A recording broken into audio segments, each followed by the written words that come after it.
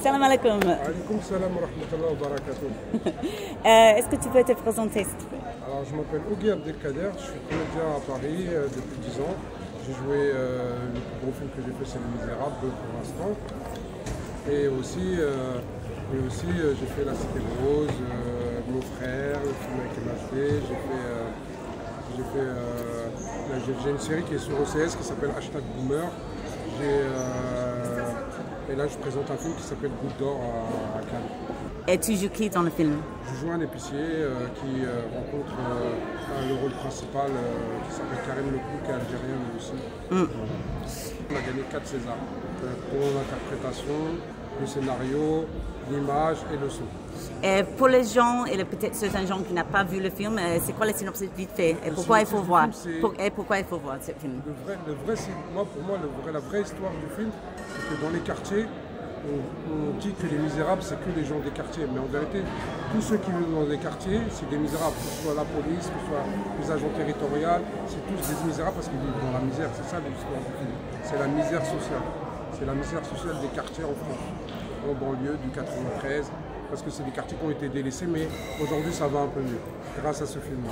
Mais quand même, c'est pas un film dépressif, il a l'espoir, c'est drôle. Oui, c'est pas un film pour les dépressifs, c'est un film qui donne de l'espoir, parce que donne de l'espoir et donne aussi beaucoup d'explications sur le système de quartier, les mairies, tout ce qui est social, donne beaucoup d'explications sur les quartiers que d'habitude on ne donne pas, parce que beaucoup de films font des caricatures des quartiers. Ils ne font pas des films réels. C'est un quartier, il y a des gens, ils se lèvent tous les matins, à 4 h du matin, ils vont nettoyer tous les bureaux que les gens travaillent, les cadres et tout ça, ils travaillent dedans. Et c'est ceux qui sont les premiers dans le train à 5 h du matin. Dans les quartiers, il y a des comptables, il y a des banquiers, il y a tout. Sauf qu'on ne montre pas ce côté-là, on montre que le côté détérioration, trafic, et on montre que ça dans les quartiers. Et nous, dans les médias en général, on ne montre que ça. C'est ça, le film Les Misérables, c'est montrer les quartiers d'une autre façon. Pourquoi est-ce que le cinéma est important? Pour moi, le cinéma il est important parce que le cinéma, si vous préférez, c'est une vision le réalisateur, il a une vision du monde. Et chaque réalisateur, il donne une partie de sa vision du monde. Et c'est important parce que ça change aussi les mentalités du cinéma. Ça peut les changer en bien ou en mal. Et c'est pour ça que, quand je vous dis, les films français qui parlent de cité sont beaucoup caricaturales et ça fait beaucoup de mal aux œuvres de la société. Parce que quand on voit un film, qui est un film de jeunes, de quartier, et quand on voit qu'on est des caricatures, quand on voit que les jeunes ont des caricatures, les jeunes ils croient plus au cinéma. Voilà. Mais le cinéma aujourd'hui, je pense que c'est une grande vision de tout. On peut parler de tout, on peut parler d'homosexualité, on peut parler d'un pêcheur, on peut parler d'un monsieur du bâtiment, on peut parler de tout, c'est ça qui est bien dans le cinéma. C'est tellement ouvert, et après c'est aux réalisateurs et aux scénaristes d'écrire des choses pour tout le monde. Eux écrire des gens et arrêter de mettre des gens dans des cases ou des trucs. Un arabe, ça ne doit pas être qu'un braqueur, un noir, ça ne doit pas être qu'un balayeur ou ça, ou ci, ou ça. Voilà, il faut changer.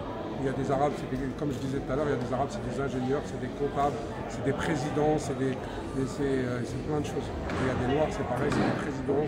Et la communauté africaine a beaucoup à apporter au cinéma européen ou occidental. Tu peux me parler un petit peu de ton parcours comme comédien, comment tu as commencé? Mon parcours comme comédien, j'ai commencé, moi, comme j'expliquais dans la vidéo de 2019, j'ai commencé par hasard par un ami qui s'appelle David Ribeiro. C'est une histoire compliquée que je ne peux pas expliquer devant la caméra, mais pour vous dire, c'est un imprévu. C'est un imprévu et c'est l'un des meilleurs imprévus de ma vie parce que ça a changé complètement ma vie. J'ai fait l'école Acteur Studio, j'ai fait la compagnie Azote, après j'ai fait la Cité Rose, après j'ai fait les Lascar saison 2 qui est sur Canal+. Et de là, j'ai pris beaucoup plus de cours et je me suis beaucoup plus investi. Après, j'ai fait Mon Frère, j'ai fait Carbone de Olivier Marchal, j'ai travaillé avec beaucoup d'acteurs comme Depardieu.